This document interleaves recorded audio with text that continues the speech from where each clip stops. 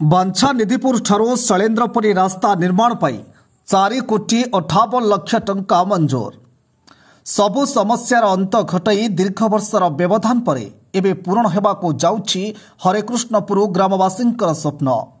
दीर्घ दशंधि धरी बांछानिधिपुर ठारू शैलेन्द्रपल्ली भाया हरेकृष्णपुर रास्ता निर्माण पर दाबी होई आसुथिले मध्य आज पर्यंत रास्ता निर्माण होई पारु नथिला। तेबे दीर्घ वर्षर व्यवधान पर आज माननीय मुख्यमंत्री सहयोगी और विधायकों प्रचेष्टा ग्राम्य उन्नयन विभाग पक्षर 4 किलोमीटर रास्ता निर्माण पर 4,58,00,000 टंका मंजूर होता बेले आज चांदबाली विधायक डॉक्टर व्योमकेश राय उक्त रास्तार शुभ भित्ति प्रस्तर स्थापन करिसेंती। चर्दिया पंचायत रे हमरो इटा जो रास्ता आज आरडी डिपार्टमेंट को आम हस्तांतर करिछु पंचायत राज डिपार्टमेंट रु ये रास्ता अत्यंत आवश्यकता थिला।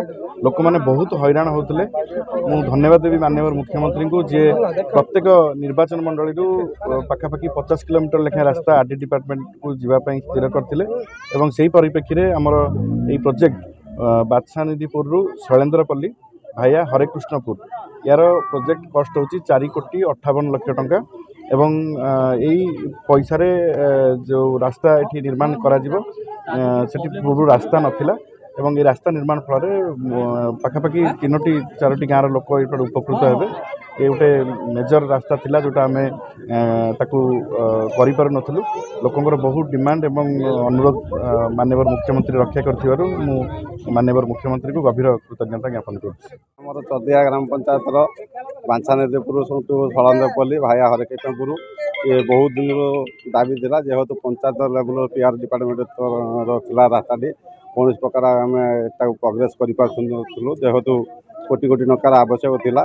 जाओ माननीय विधायक मु धन्यवाद देवी से आम दुख शुणी रास्ता मंजूरी देइजंती। तो सहित मुख्यमंत्री को आम ग्रामवासी तरफ धन्यवाद दबु जेहेतु आज ये रास्ता निर्माण हो पारी। तेणु मु समस्त को चर्दिया ग्राम पंचायत तरफ समस्त अशेष अशेष धन्यवाद देवी।